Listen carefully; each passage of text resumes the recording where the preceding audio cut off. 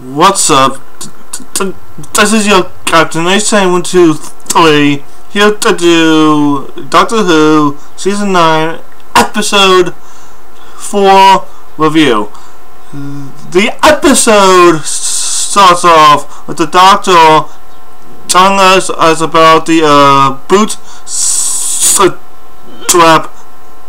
paradox. If you don't know it, Google it. But you know, pretty much the Bootstrap paradox, the actual scenario that is actually given is pretty much a time traveler that loves Beethoven. You know, says he wants to go and meet. He wants to go back in time and meet Beethoven, so he does. But upon actually meeting Beethoven, he finds out that Beethoven doesn't want to write the music that the time traveler loves so much. So the time traveler copies the music for him. So you know, Beethoven gets famous and takes the credit and becomes rich and famous and whatnot. And then centuries later, the same time traveler listening to his favorite composer Beethoven and wants to meet him. See?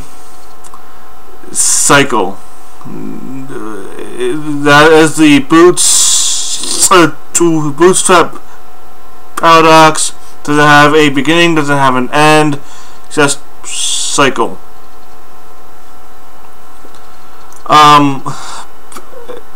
Which the Doctor also goes on to say, he asks, who given the actual paradox, who actually wrote Beethoven's fifth symphony, which is supposed to be hinting at that the Doctor actually wrote Beethoven's fifth symphony, not that Beethoven actually did. But you know, when I first watched that part, there was a part of me that knew that there was going to be someone who was going to be watching this, hacking their head, saying, why did the Doctor give us this paradox? Why did he do this? Why? But the answer is, of course, very, very simple. Because last week, plus also this week, is pretty much the Bootstrap paradox, but it's a different scenario. That's all it is. So it's a different scenario. That's why the Doctor gave us that's why he gave us that scenario from the actual start. But yeah, the Doctor goes into the past with two people from the station to actually find out that they were actually in Germany the entire time. But now it's the 1980s in the midst of the Cold War. Now the year is not exactly specified, but 1980s Cold War. You know, you can do the math. But we find out that the ship in West section is, of course, a horse. It's a space horse. And the pilot is actually a first ghost we see in the station, the one that caused the commanding officer of the station's death. You know, the second ghost. So there is a body inside the horse, and it is supposed to be, you know, buried here on Earth in a coffin that we did see last week. But here's the issue. Who is in the coffin? Who is in the coffin? You gotta really wonder. Who's in the coffin? Is it the... Could it be the official king? Possibly. Maybe not. Who knows? But that was actually my thought. I'm a thought that the official king was inside the coffin, but of course it actually wasn't. But I'll get to that later. But the official king wakes up, kills the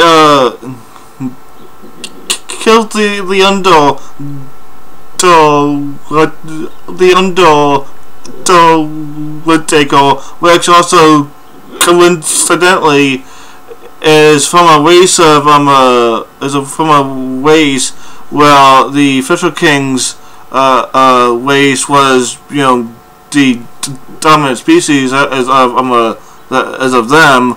So the official king's dying wish was to be you know, buried here, but the coffin is actually I think it's a reanimation stasis chamber, because the official king needed a way to go into the future without the need of a time machine, because he is, of course, not a Time Lord, so he doesn't have access to that. But he, of course, knows what the Doctor is. He knows, of course, he's a Time Lord. And pretty much they have a little back and forth. But I shouldn't mention that the woman that the Doctor went back in time with died. Then actually tried to go back into the future to help save Clara, but the TARDIS actually went back 30 minutes, so they had to pretty much watch the same events happening over, but from a different point of view. And the guy is pissed. The other guy who is with the Doctor is pissed that because that, you know, he let her die when he could have saved her, but, you know, fixed point in time, you know, can't really change fixed points in time because shit will happen, you know. So yeah, but he wanted to save Clara but couldn't. There is a part where the Doctor calls Clara and tries to talk to his own ghost, which I was right last week when I said that his ghost was very misleading, which I was actually correct. It's not really his ghost. It's a hologram as of his. It's a hologram as of his ghost. One of the things that one of the telltale signs that it's not really his ghost that was caused by his death was that the words that his ghost was mouthing were different. Just that proved to me that it really wasn't, you know, the doctor who is dead, and you know his ghost was there and at the station, but the doctor left his sonic sunglasses with a Clara, so that was what was making the doctor's ghost show up. But as soon as the ghosts get inside that one chamber, the doctor's ghost, of course, disappears because it was just a hologram. It was programmed just to lead the ghosts to that one chamber. Plus, also there is also two people with a koala. Sorry, there's a dog outside. Decided to bark. But yeah, one of them is the deaf woman. The other one is her twins. So I'm a twins later, because not every one understands sign language. So, and that course includes a law, but the guy, you know, the translator did not see the symbols on the inside of the ship. So the ghosts will not hurt him. Will not hurt him. They cannot hurt him. So he needs to go out and get the phone, which happens to be, I think, is on a table. Then the doors get shut to the actual cafeteria, and Claw and the woman had to go and save him, and they get separated.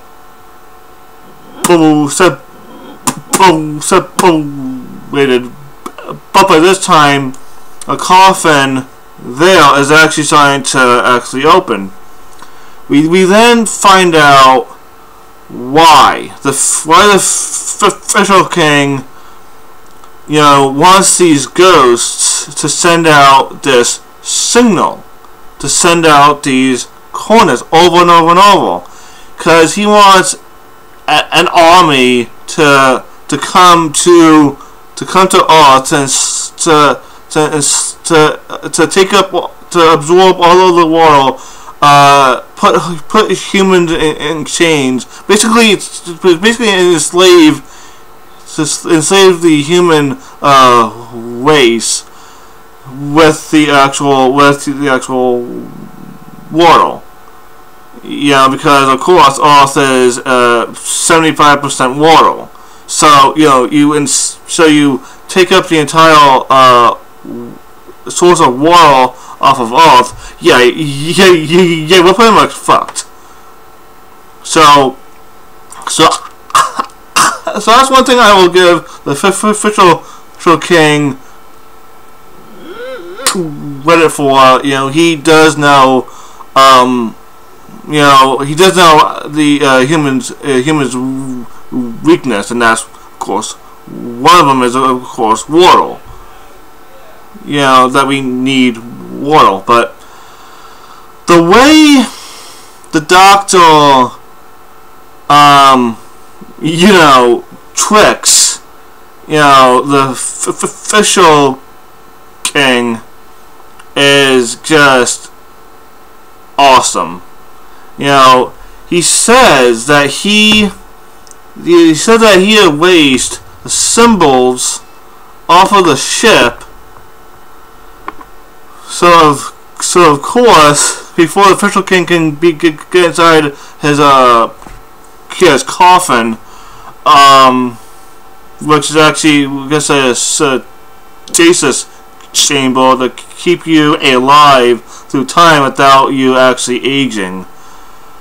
So he goes to the ship to see if the symbols will actually really gone. But of course, Rule 1 with actually dealing with the Doctor is the Doctor lies. And you know, one thing that I really wish is that the official king had more of a face, so I can see his, so I can see him shocked when he realized the Doctor lied, and the Doctor actually is the one that caused the flood. He took one of the things on the ship and blew up the dam, caused the flood, killing the official king, and he gets inside the coffin just in time, you know, to basically save himself. And as soon as that happens, the guy who is with him was inside the TARDIS, just because you know the official king, and you know he doesn't really want to die. So the TARDIS gets sent back to the station because it was programmed to actually do so. Because of course the TARDIS has to go back for Clara, because she's still stuck as in that station. She needs to be able to get back. But of course, the coffin opens up, and the Doctor comes out. Everything comes full circle, you know. So with last week's episode, all of this that basically the Doctor did this week was already done. He just had to actually do it himself. He had to go back into the past just to make sure these events happen. He just didn't know it. That's why the Doctor at the very beginning told us about the Bootstrap paradox. Pretty much the same thing, different scenario. Same shit, different day. But this was an awesome episode of Doctor Who. Peter Capaldi, you know, he is definitely tied he's tied with Matt Smith to be my favorite Doctor. You know, just dude. He is just a very awesome Doctor. This season is really amping up to actually be very, very good. The next episode of Doctor Who, Massie Williams will make an appearance for you Game of Thrones fans. Plus, also, I want to say that I am sorry that I had a little hard time talking. And I'm sorry if I actually started to ramble. Plus, also, leave a comment down below that is actually what you think as of when you do something like that, as if you can even see it. But yeah, leave a comment down below. Tell me what you think. Should I actually start doing it more or less with my actual future videos? Because I can do a lot more depending on what I'm actually reviewing. But yeah, that's all I have to say for this actual video. Be sure to like, comment, subscribe, share my channel with your friends. This is your Captain 87123 signing out. Peace.